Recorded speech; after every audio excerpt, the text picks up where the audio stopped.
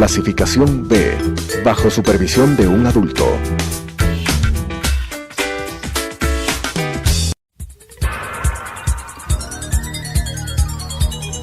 Las opiniones vertidas en este espacio por la producción y dirección del programa son de exclusiva responsabilidad de sus autores y de quienes intervienen en ellos.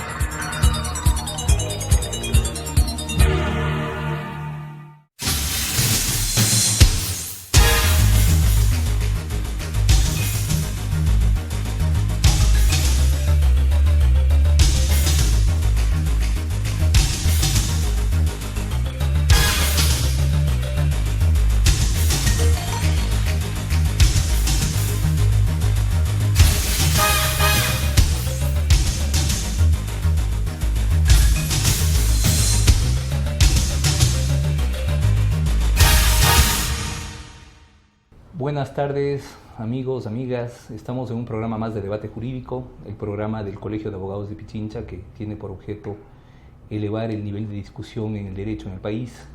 El día de hoy tenemos un programa realmente especial. Contamos con el doctor Cándido Conde Pumpido, ex fiscal general del Estado de España, actual juez, además magistrado del Tribunal Supremo Español. Y por otra parte con el doctor Galo Chiriboga Zambrano, fiscal general del Estado de Ecuador. Muchas gracias a los dos por haber aceptado esta invitación del Colegio de Abogados de Pichincha. Vamos a conversar sobre un tema que creo que es fundamental. Es fundamental en la discusión de hacia dónde va el proceso penal. Hacia dónde va la fiscalía, hacia dónde va el rol del fiscal dentro de los nuevos retos que nos plantea la sociedad del siglo XXI y la criminalidad del siglo XXI. Muchas gracias, caballeros, por estar acá. Empezamos contigo, Cándido. Encantado. Ustedes tienen un procedimiento acusatorio como el nuestro, digamos, medianamente acusatorio. Medianamente. ¿Cuál es el rol de la Fiscalía ahí? Bueno, el sistema español en realidad todavía no ha hecho la transición completa que debería hacer hacia el modelo acusatorio. Por lo tanto, tenemos un sistema mixto en el que la Fiscalía impulsa el procedimiento, pero se mantiene la figura del juez de instrucción. Nosotros pensamos que el fiscal, el papel de la Fiscalía es ser la columna vertebral del Estado de Derecho, es decir, el respeto de la legalidad. Creo que es muy importante para cualquier ciudadano que tenga la garantía de que se va a respetar la seguridad jurídica, que va a haber una predictibilidad de las decisiones de los tribunales, que va a haber una igualdad de todos los ciudadanos ante la ley y que eso lo tiene que garantizar la Fiscalía precisamente manteniendo un criterio unitario.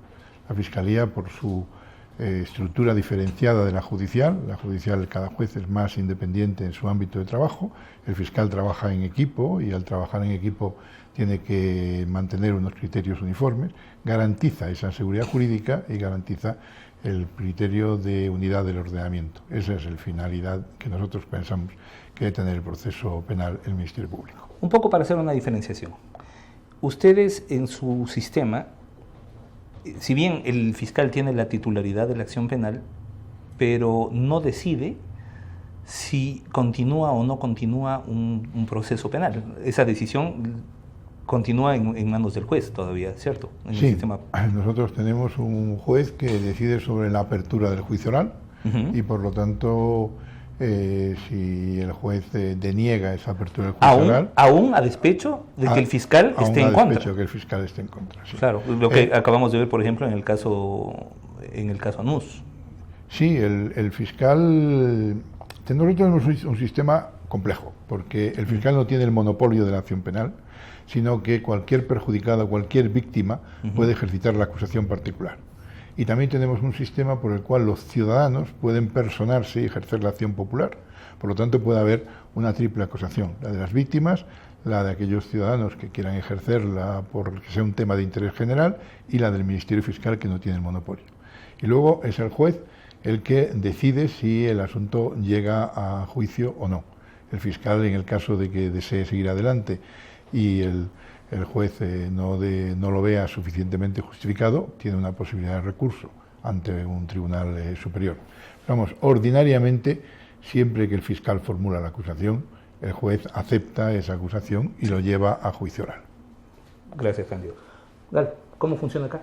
Bueno, en realidad, primero agradecer al Colegio de Abogados por invitarme a participar. Es más, participar con una figura del derecho penal como es Cándido, quien tuve la suerte de conocerlo cuando fui embajador en España, pero adicionalmente cuando inicié mi actividad como fiscal general en una de las reuniones de nuestra asociación, que es la Asociación Iberoamericana de Ministerios Públicos. Bien, aquí en el Ecuador es diferente a lo que ocurre en España. Aquí el monopolio de la acción penal la tiene la Fiscalía General del Estado. Es un sistema penal acusatorio, contradictorio, en la que la mayor cantidad de actividades se las realiza a través de audiencias.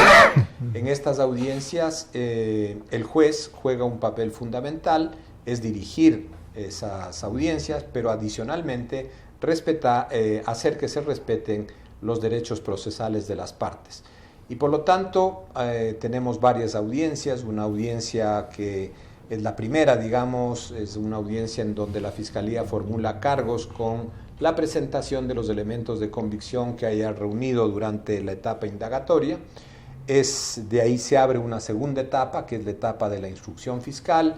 En esta instrucción fiscal se siguen recopilando pruebas, elementos, y hay, luego de que se cierra, que normalmente dura entre 60 a 90 días de esta etapa de instrucción, llegamos a una audiencia preparatoria en donde se le pide al juez que revise y que las partes procesales revisemos si no tiene algún vicio que pueda afectar la validez del proceso, con varias exigencias legales que no cabe en este momento resaltarlas. Y de esa audiencia preparatoria de juicio, el juez decide sí o no llevar a los procesados que él considere, a los cuales la Fiscalía ha presentado suficiente argumentación, llevarlos ante el juicio penal, a la parte final del proceso, que es el juicio penal, en donde en definitiva, en una audiencia pública contradictoria, las partes presentamos las pruebas que tenemos. Y sobre eso los jueces deciden, es un tribunal que decide sobre ratificar la inocencia o condenar a las personas que ellos consideren que pueden ser responsables de la infracción acusada por la Fiscalía.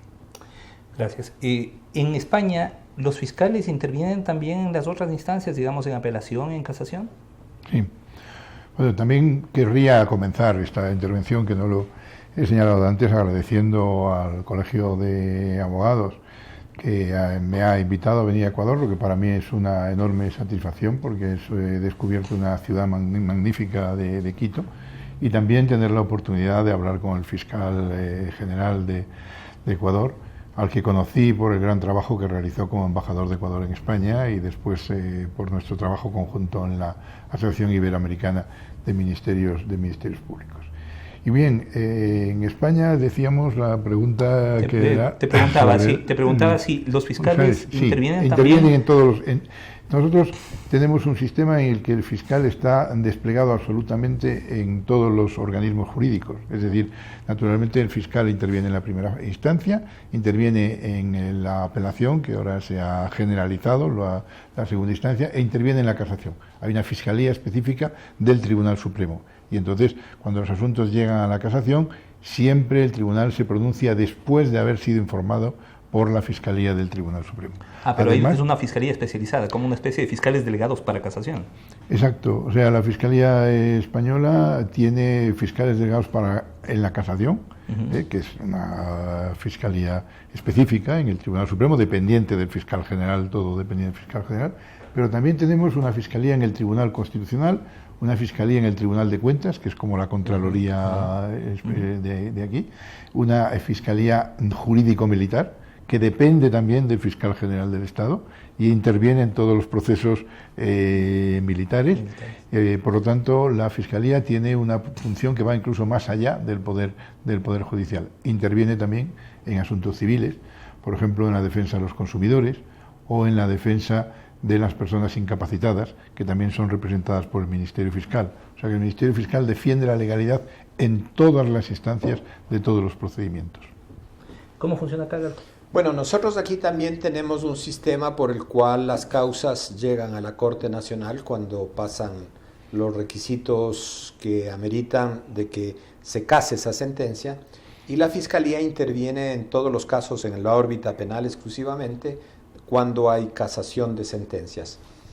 Son abogados especializados que pertenecen al equipo que trabaja con el fiscal general, y ellos están permanentemente en la Corte debatiendo en las audiencias que también son orales, ¿no?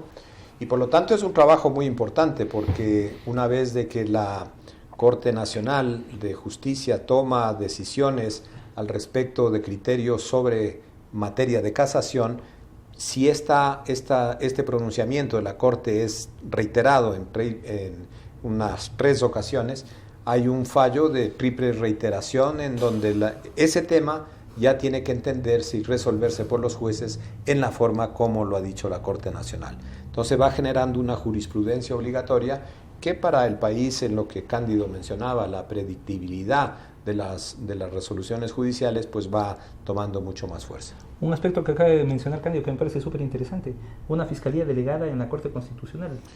Sí. Porque hay muchos temas de corte penal, o sea, de tema penal, que se tramitan, que se discuten en la Corte Constitucional, y sería súper interesante pensar la posibilidad de que Fiscalía General tenga un delegado ante esa... Me parece que es importante, sí, que la Fiscalía pueda intervenir. De hecho, cuando hay casos en los que de alguna manera la Fiscalía tiene, digamos, relación al caso que está discutiendo, normalmente pide audiencia para expresar las opiniones que la Fiscalía tenga al respecto. No tenemos un fiscal especializado en temas de corte constitucional, pero eventualmente participamos en audiencias. Por ejemplo, aquí tuvimos y tenemos un caso relacionado a un enfrentamiento de 2 comunidades originarias, los Tagaeri frente a los Tagaeri Taromenani, que fueron atacados por un grupo de otro pueblo ancestral que son los Guaorani. Y esa jurisdicción es una jurisdicción que constitucionalmente se ha debatido si deben o no ellos realizar el juzgamiento. Obviamente la Corte se ha pronunciado que al tratarse de graves violaciones de derechos como la vida, esa jurisdicción le compete exclusivamente a la justicia ordinaria. Sí, bueno, ese es un caso que fue un caso muy discutido, muy debatido, muy problemático, muy polémico, el famoso caso de la Cocha. Perdón, no, del Tagaeri Taromenani era uno, y el otro es el caso de la Cocha, así es. Que también un poco se refiere a jurisdicción. Exactamente. Bueno, este es el estado en el que se encuentra. Hemos visto un análisis sobre dónde está la Fiscalía, y luego de este corte vamos a hablar sobre hacia dónde va la Fiscalía y cuáles son los nuevos retos. Hacia dónde camina y debe caminar la Fiscalía frente a los retos del siglo XXI. Volvemos.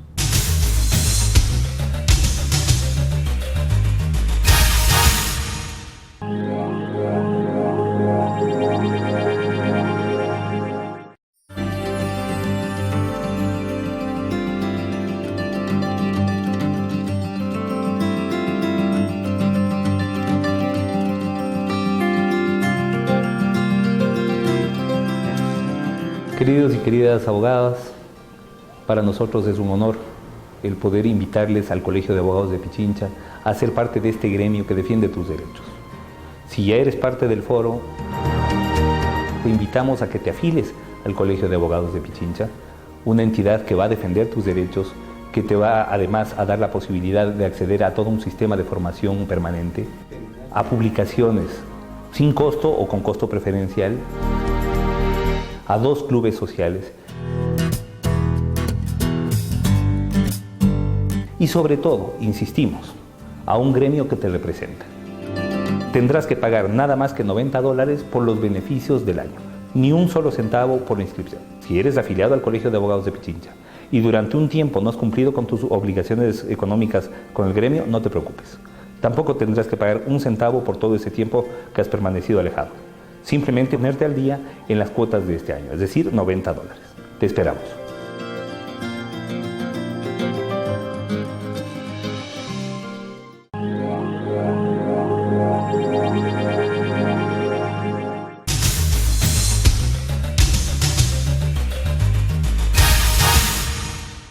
Volvemos con Debate Jurídico. Hoy contamos con la presencia de los doctores Cándido Conde Pumpido, ex fiscal general del Estado de España, y Galo Chiriboga Zambrano, fiscal general del Estado de Ecuador. Hemos hablado ya sobre cuáles son las funciones y los roles de la Fiscalía actualmente, y vamos a hablar en este segundo segmento sobre algo que nos interesa de manera especial. ¿Hacia dónde debe caminar la Fiscalía? Retos como corrupción, Cándido. Sí. Tú que trabajaste muchísimo en el tema, sí, en el tema corrupción. Nosotros, precisamente como fiscal general del Estado, yo reforcé y consolidé una fiscalía especializada en esa materia de lucha anticorrupción.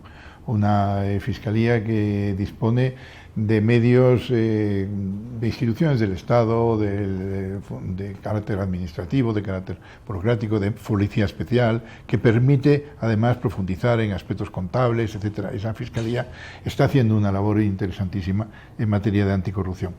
¿Hacia dónde va la fiscalía? Yo creo que la fiscalía va por un lado hacia la especialización. Normalmente es muy difícil que en los nuevos delitos informáticos, por ejemplo, o delitos de carácter, a veces derecho penal internacional, de muchas clases, la Fiscalía pueda tener un conocimiento completo y absoluto todos y cada uno de los fiscales, y por eso vamos hacia la especialización. Y por otro lado vamos hacia los grandes retos que se enfrentan al Estado en este momento desde el punto de vista de la criminalidad. La criminalidad organizada, la corrupción, el derecho penal internacional. Todas esas son los temas que la Fiscalía debe afrontar con mayor rigor. De acuerdo. Dale. Bueno, en materia de criminalidad organizada, por ejemplo. Nosotros tenemos también un proceso de especialización en estos delitos graves, pero creemos que a donde tenemos que ir, sin descuidar la investigación de estos delitos graves que ocurren en el país, tenemos que ver una situación mucho más global. El crimen organizado cada vez es más fuerte, más potente. Delitos transnacionales como los ciberdelitos implican ya una relación diferente de los estados. Nosotros sostenemos ahora mismo que llevamos trabajando 5 años en una propuesta de ver si se puede crear una Corte Internacional Regional para los países sudamericanos. Este proyecto hemos avanzado con debates en toda la región, y aspiramos concluirlo, ojalá en los próximos meses, para presentárselo a la función ejecutiva para que lo analice y vea su pertinencia o no. Sin embargo, Cándido, te quisiera decir que la cooperación internacional en la región, en América del Sur y en las Américas, tiene una gran dificultad, que es las oficiales responsables de esa cooperación. Mientras no tengamos la posibilidad que en el campo penal las autoridades centrales de esta cooperación sean las fiscalías, pasamos por un camino tortuoso, es decir, nuestras peticiones de asistencia penal van a la Cancillería ecuatoriana se la manda a la Cancillería del país requerido, la Cancillería del país requerido manda a la Fiscalía, y esos trámites son realmente muy largos. Más aún cuando esas asistencias penales tenemos que utilizarlos dentro de un periodo específico en el proceso. Y lo que estamos buscando, y hemos trabajado en la IAMB y hemos trabajado con la CONJIF, que es la Unión de Ministerios de Justicia, de que podamos ir avanzando en la definición de que sean las fiscalías de materia penal estas autoridades que puedan resolver estas asistencias penales. Y en el caso de la Corte Penal de UNASUR hemos discutido que podríamos tener elementos como narcotráfico, como lavado de activos, como delitos cibernéticos, trata de personas, utilización y falsificación de medicinas que se comercialicen en el exterior, en la región, y por lo tanto delitos en los que presumimos que pueden haber organizaciones criminales atrás de ellos. Esta es una iniciativa que aspiramos en el futuro pueda ser discutida en la región, siguiendo los pasos, por ejemplo, que Europa tiene con el Eurojust, que ha mejorado significativamente la cooperación internacional dentro del espacio europeo, y creemos que nosotros deberíamos avanzar un poco más de lo que Europa ya tiene, que es un sistema de cooperación en la Eurojust, para tener un tribunal que permita juzgar los delitos que en la región se cometan partiendo de dos premisas fundamentales: de que atrás de esos delitos haya crimen organizado, pero adicionalmente que el efecto del delito se haya producido en 2 o más países de la región. Pongo un caso concreto: trata de personas. Las mujeres son captadas y sometidas a la esclavitud en Colombia. Son traídas a Ecuador, la organización en Ecuador profita de esa actividad, y simplemente ahora, si logramos descubrir esos operadores de esta organización, los llevamos a juicio y los condenamos aquí, pero la organización sigue intacta. Entonces, como la organización fue la que favoreció la presencia de esos grupos criminales en nuestro país, podríamos investigar, incluso en la perspectiva de la Corte Penal de UNASUR, a la organización que está atrás. Es un tema complejo desde lo jurídico, complejo desde lo diplomático y complejo desde lo político, pero esos son, en opinión de la Fiscalía de Ecuador, los retos que las fiscalías debemos afrontar en este siglo XXI, en donde los más graves delitos están precisamente cometidos en una visión mucho más transnacional que nacional. Cándido, ¿tú ves una consolidación de las fiscalías como tales a efecto de poder controlar, de poder luchar adecuadamente contra la nueva criminalidad, o más bien la creación de otros órganos extrajudiciales como unidades de inteligencia financieras, etcétera, que terminan de una u otra forma haciendo trabajo de investigación que normalmente sería competencia de la Fiscalía? Yo estoy completamente de acuerdo con lo que ha dicho el doctor y fiscal general, de que las fiscalías deberían de ser precisamente las que controlen de manera directa la cooperación internacional en materia penal.